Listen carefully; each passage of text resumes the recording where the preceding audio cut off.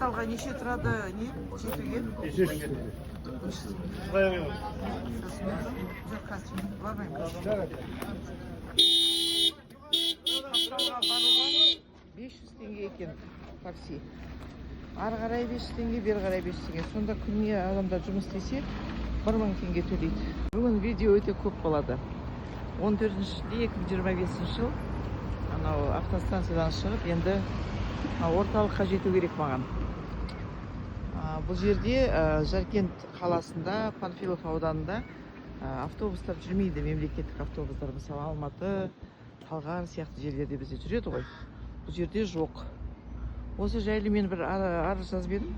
Сонда Панфилов ауданының әкімінің қателеспесем, иә, солардан жауап келген. Мысалы, мен айттым да, Айдарлы ауылында автобус жоқ, жүрмейді автобус.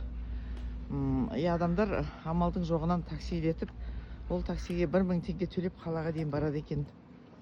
Өте жағдай қиын десем, маған осай жауап беріпті.